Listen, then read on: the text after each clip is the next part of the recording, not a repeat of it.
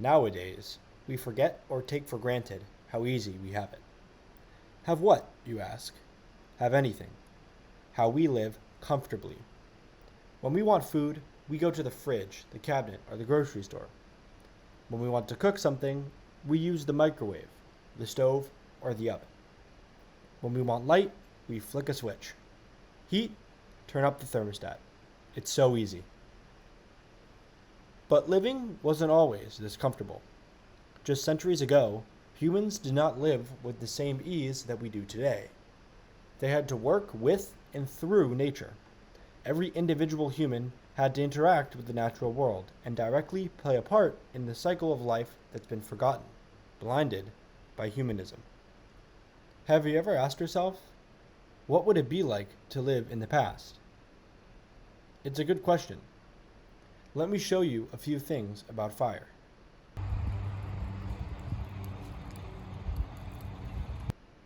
Fire is one of those things that simply mesmerizes humans. As we gaze into its blue, red, yellow, and orange flames, we can't help but wonder how people actually figured out how to make fire. But that's usually where the thought stops. There's no point in appreciating its history and connection with the land. We can make fire so easily today. I want a power wash for my birthday.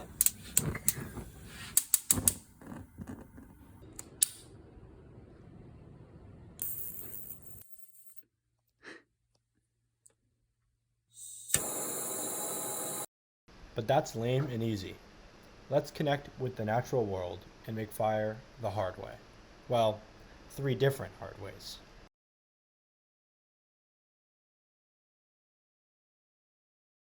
First method of making fire.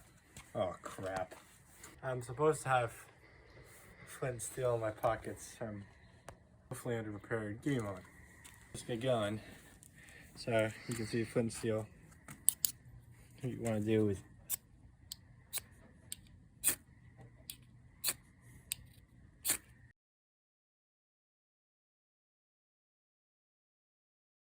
basically what you do is you take a cotton ball.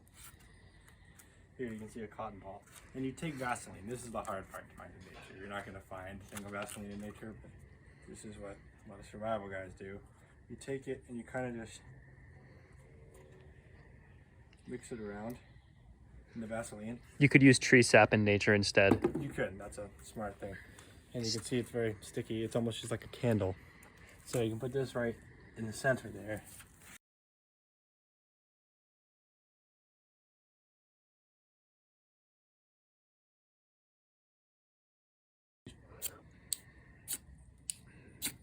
There, you can see that's on fire. I'm hoping one of these things is going to catch fire and then I didn't kill the fire.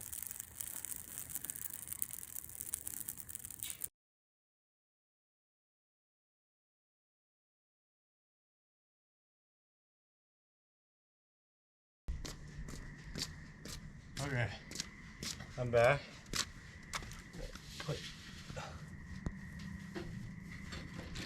Oh.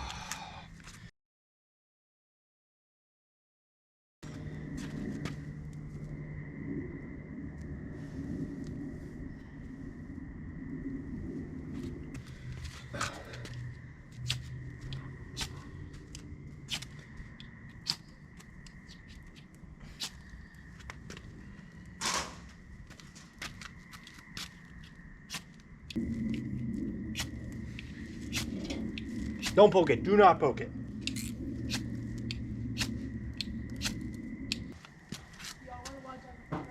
I would love to, but Zachary is making fire. I know, and I really want to watch Acapulco. Go inside. I got a GoPro. Missed it.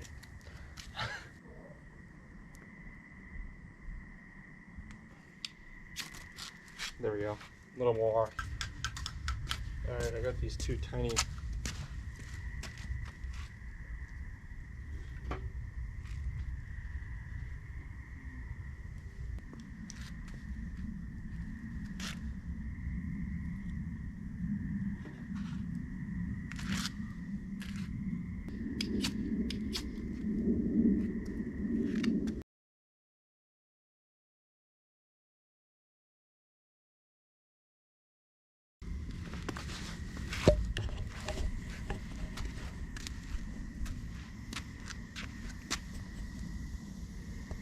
The GoPro died as soon as this caught fire. And my phone's at 3%. I've really done the work, so I'm trying to get this going, but this thing is now hot and fiery.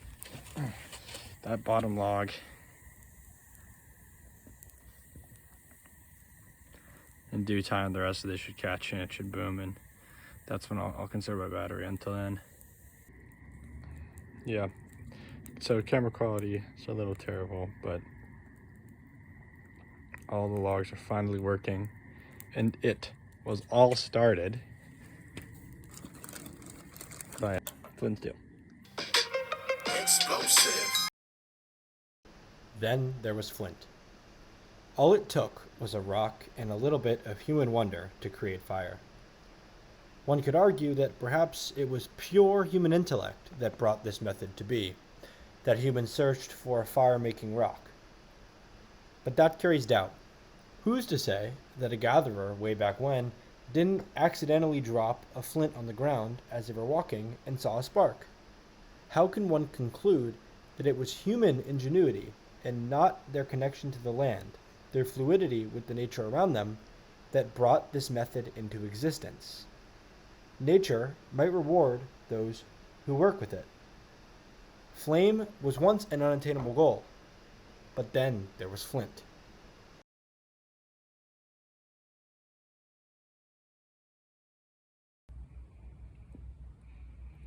Yes! Okay, squad.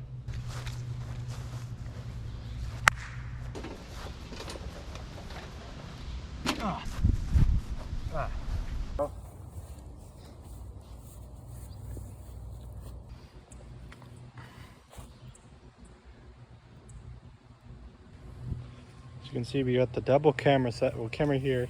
We got camera on this. It's burned through all of that. No char on the wood yet. Alright, so this is a stupid setup. Don't do what I'm doing, but I'm blocking the wind from that way. So now, a little wind's getting in, a lot more smoke. You can almost see the light pouring into that bark. That's kind of cool. No fire yet. We'll record again with my phone when it does.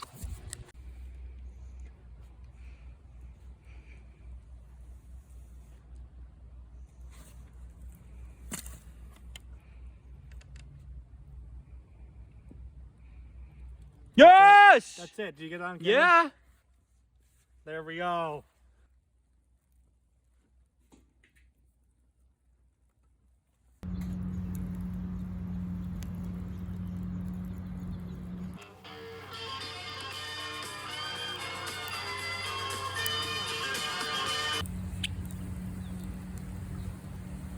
Hey!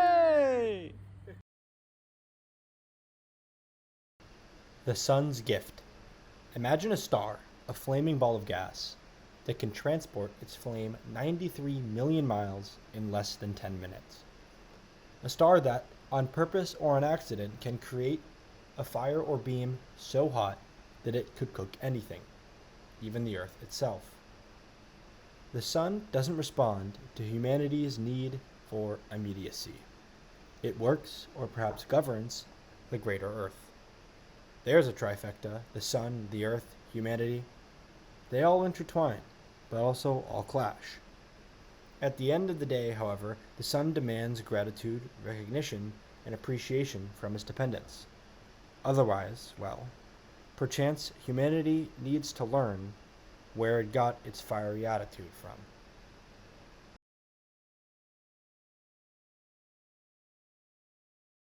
I'll be back. Oh wait, I should bring something to cut some stuff with. These. Wait, can I get the videoing the video? Now, I know I shouldn't cut live stuff. That's a dead bush piece. I scared something. Excuse me. Must maintain composure.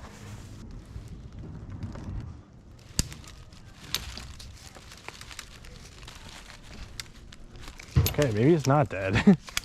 It's dead.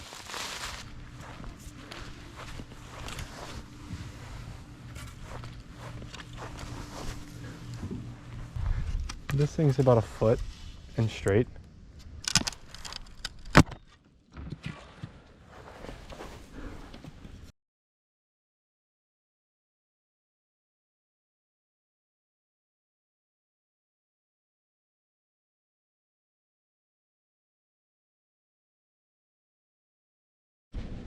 All right, everybody. I just made, there's a word for it, I forget. But basically, this is cut at a 45-degree angle. And I'm going to run it up and down a track, which I'll make out of that in a sec. Okay, so we made the track. There are definitely scientific ways. So we have this thing, 45-ish degree angle. Some things say it should be sharp, other things say blunt. I don't really think it matters. And here we have our track. So what I'm going to do is position it between our feet. And just kind of like this.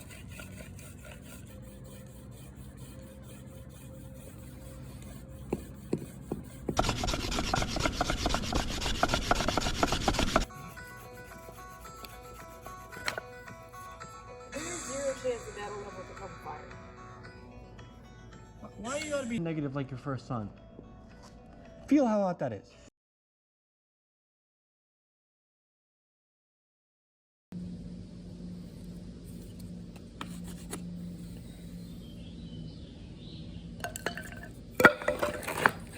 Fuck! This thing, fucking piece of shit. Take a fucking hammer.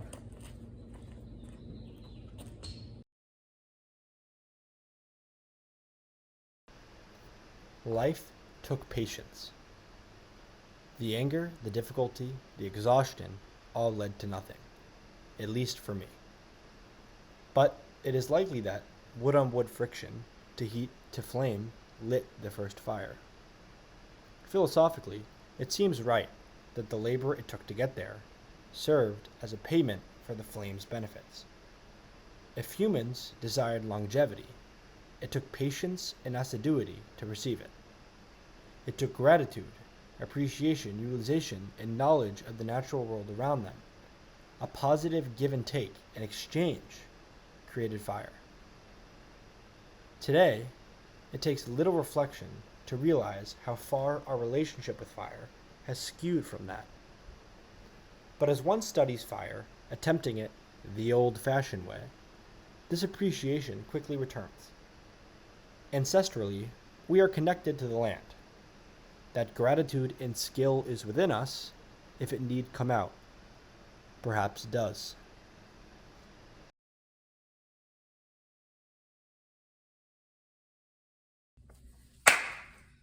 That is a $10 piece of beef I found at the store.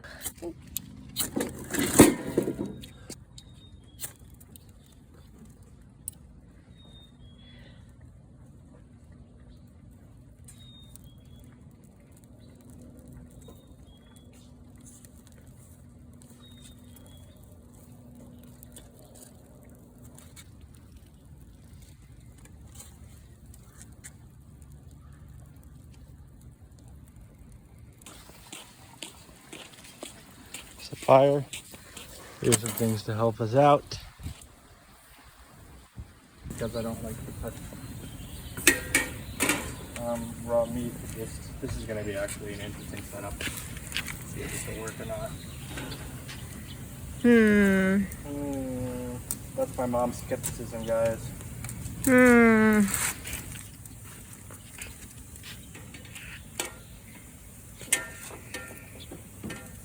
Oh crap, it's already melting through that. Yeah, because that's not supposed to be, that goes on the grill. Well, now we have some random aluminum there.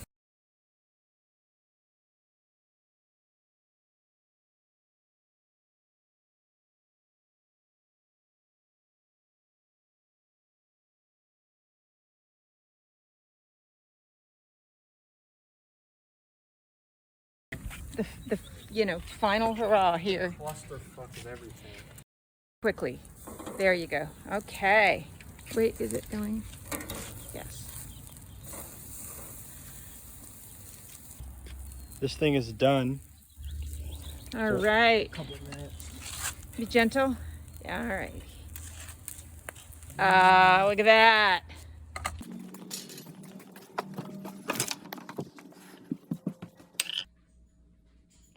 All right, so we're now gonna see the results. Sure, something this didn't exactly go as planned. That's actually not bad at all.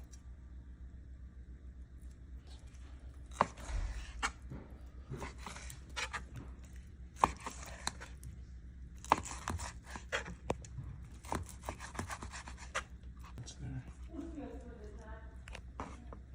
There's mom complaining to fucking dad about how much of a difficulty that was.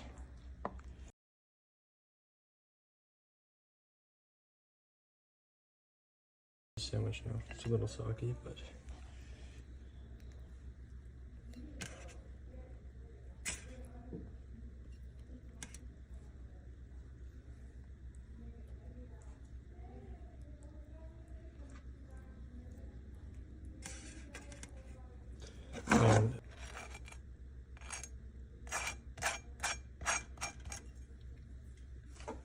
and put it on. And then slice it.